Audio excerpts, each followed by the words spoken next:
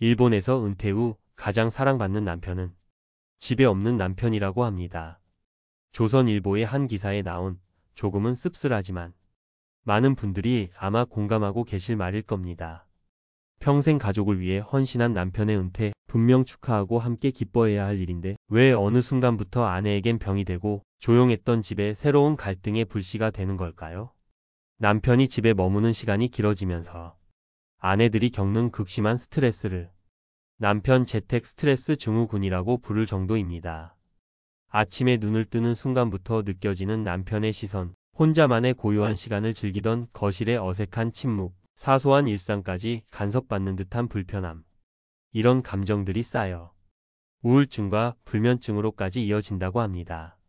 잠시 후 남편의 건강한 취미가 어떻게 부부 관계를 파탄내고 평생 모은 노후 자산을 위협하는 비극으로 이어졌는지 그 생생한 이야기를 들려드리겠습니다. 그리고 그 갈등의 소용돌이 속에서 관계를 회복하고 제2의 신혼을 찾은 한 부부의 지혜까지 오늘 모든 것을 말씀드리겠습니다. 많은 남편들이 은퇴 후의 삶을 꿈꿀 때 그 그림 속에는 항상 아내가 함께 있습니다. 아내와 함께 느긋하게 아침을 먹고 나란히 손잡고 동네를 산책하며 미뤄뒀던 해외여행도 가고 새로운 취미도 즐기는 낭만적인 상상을 합니다. 하지만 아내의 현실은 그 그림과 사뭇 다릅니다.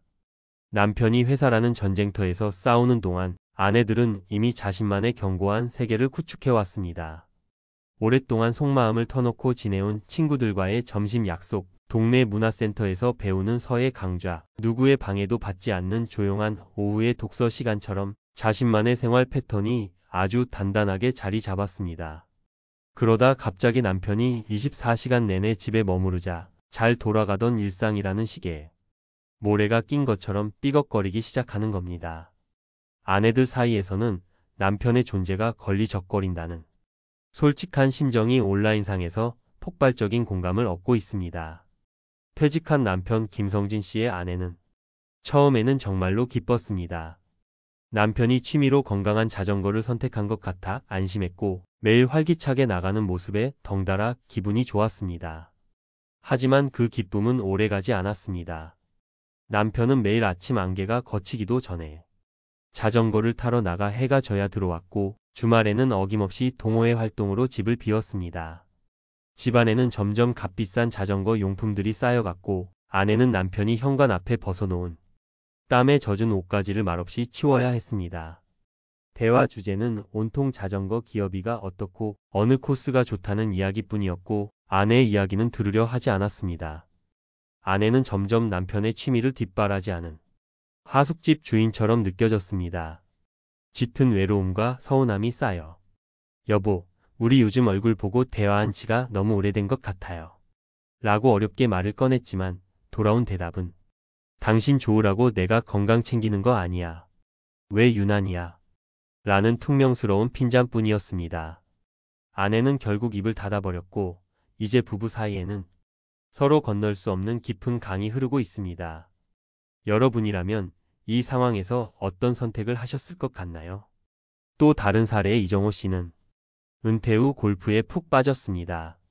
푸른 필드에 나갈 때마다 느끼는 해방감과 동료들과의 어울림은 40년간의 직장 생활에서 잃어버렸던 사회적 소속감을 되찾아주는 듯 했습니다. 처음 아내는 그런 남편을 진심으로 응원했습니다.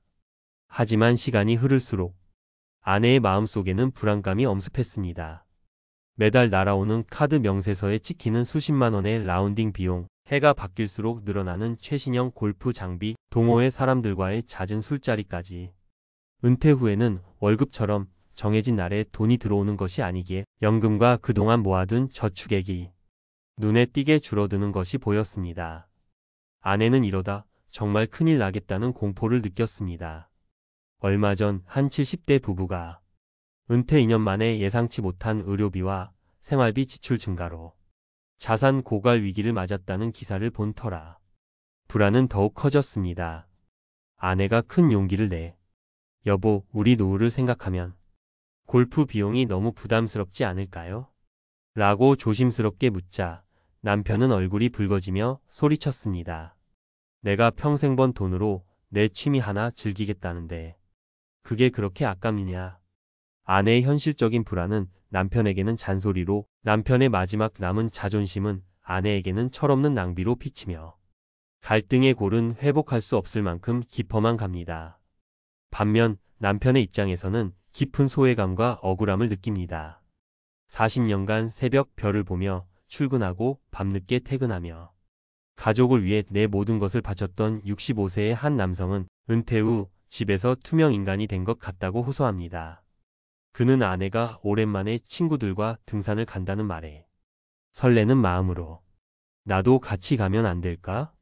라고 물었다가 여자들 모임에 당신이 왜 끼려고 해요? 점심이나 알아서 챙겨 드세요. 라는 차가운 말을 들었습니다. 그 순간 그는 사회에서뿐만 아니라 내가 평생 지켜온 가정에서도 자신의 자리가 없다는 사실을 깨닫고 깊은 무력감에 휩싸였습니다. 평생 가장, 부장님이라는 역할 뒤에 진짜 자신을 숨겨왔던 남편들은 은퇴 후 어떻게 아내와 관계를 맺고 집에서 시간을 보내야 할지 모르는 경우가 많습니다. 그들이 취미에 과도하게 몰입하거나 아내의 일상에 사사건건 참견하는 것은 어쩌면 나 여기 있다고 외치는 사라진 소속감을 되찾으려는 서툰 몸짓일 수 있습니다. 자, 지금까지 우리는 서로 다른 세상에 살게 된 은퇴 부부의 안타까운 현실을 들여다봤습니다. 어쩌면 남의 이야기 같지 않다고 느끼는 분들도 계실 겁니다. 하지만 여기서 좌절하시면 안 됩니다. 지금부터가 진짜 중요합니다. 이 갈등을 해결하고 제2의 신혼을 맞이할 수 있는 현실적인 방법들을 하나씩 알려드리겠습니다. 이 모든 갈등의 근본 원인은 부부가 수십 년간 입고 있던 가장과 주부라는 역할의 유니폼을 함께 벗어 던지지 못했기 때문입니다. 그렇다면 희망은 없을까요? 퇴직 후 목공을 시작한 남편 박선우 씨의 사례는 우리에게 아주 좋은 해답을 제시합니다. 그는 동네 목공방에서 다른 수강생들과 어울리며 서툰 솜씨로 작품을 만들고 집에 와서는 마치 소년처럼 반짝이는 눈으로 아내에게 그날 있었던 일을 이야기합니다. 여보, 오늘 드디어 우리 손주 앉을 의자 조립을 마쳤어. 선생님이 나보고 꼼꼼하다고 칭찬해 주셨다니까. 옆자리 최 씨는 손녀줄 인형의 집을 만들던데 다음엔 나도 한번 도전해 볼까봐. 아내는 남편의 취미 활동에 직접 참여하지는 않지만 그의 이야기를 진심으로 들어주고 결과물을 칭찬하며 기쁨을 함께 나눕니다. 남편의 활기찬 모습에 아내까지 덩달아 행복해집니다. 중요한 것은 취미를 억지로 같이 하는 것이 아니라 각자의 시간을 존중하되 그 경험과 즐거움을 정서적으로 공유하는 것입니다. 이것이 식어버린 관계에 새로운 활력을 불어넣는 진짜 비결입니다. 행복한 취미 생활의 첫걸음은 투명한 재정 계획입니다. 연금으로 어떻게든 되겠지. 라는 막연한 생각은 노후 파산의 지름길입니다.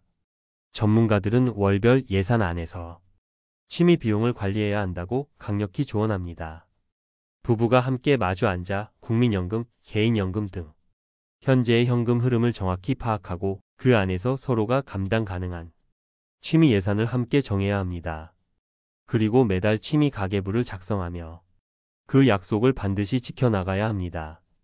이는 서로의 신뢰를 쌓는 가장 기본적인 과정입니다. 둘째, 부부가 같은 취미를 가져야 한다는 강박관념이 오히려 관계를 망친다. 는 한 노후 전문가의 지적을 귀담아 들을 필요가 있습니다. 서로의 취향과 성향이 다른데 억지로 한 가지 활동에 맞추다 보면 필연적으로 한쪽은 불만을 갖게 되고 이는 결국 갈등으로 번집니다.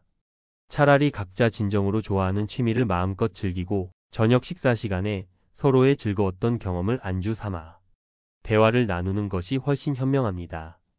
중요한 것은 활동의 공유가 아니라 그 활동을 통해 얻은 긍정적인 감정과 경험의 공유입니다. 셋째, 당신이 뭘 안다고 그래. 와 같은 막말 대신 어색하더라도 존댓말을 써보는 겁니다.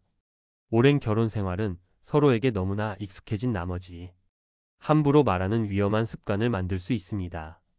무심코 던진 말 한마디는 상대의 가슴에 지워지지 않는 상처를 남깁니다. 실제 한 은퇴 부부는 존댓말을 사용하기 시작한 후 다툼이 크게 줄고 관계가 놀랍도록 개선되었다고 합니다. 존댓말은 단순히 말을 높이는 행위가 아닙니다. 상대를 나와 동등한 인격체로 존중하고 있다는 가장 확실하고 강력한 신호이기 때문입니다. 마지막으로 아내의 시간표를 존중하고 남편의 자리를 만들어주는 지혜가 필요합니다. 남편들은 반드시 기억해야 합니다. 아내는 수십 년간 시행착오를 거쳐 자신만의 완벽한 생활 리듬과 소중한 인간관계를 만들어 왔습니다. 그 시간표를 존중하지 않고 갑자기 모든 것을 함께 하자고 요구하는 것은 이기심일 수 있습니다. 동시에 아내 역시 남편이 가정 내에서 새로운 역할을 찾고 소속감을 느낄 수 있도록 작은 역할을 만들어주고 격려해야 합니다. 여보, 분리수거는 당신이 해야 제일 깔끔하더라. 거실 화초에 물 주는 건 당신 담당으로 해줄 수 있을까? 와 같이 구체적인 역할을 부여하고 그 결과에 대해 칭찬하는 과정이 소외된 남편의 마음을 열게 하는 열쇠가 될 수 있습니다. 은퇴 후의 취미는 그저 시간을 때우기 위한 소일거리가 결코 아닙니다. 그것은 사회적 역할 상실 이후 새로운 정체성을 찾고 삶의 마지막 장을 풍요롭게 채워갈 활력을 불어넣는 매우 중요한 활동입니다.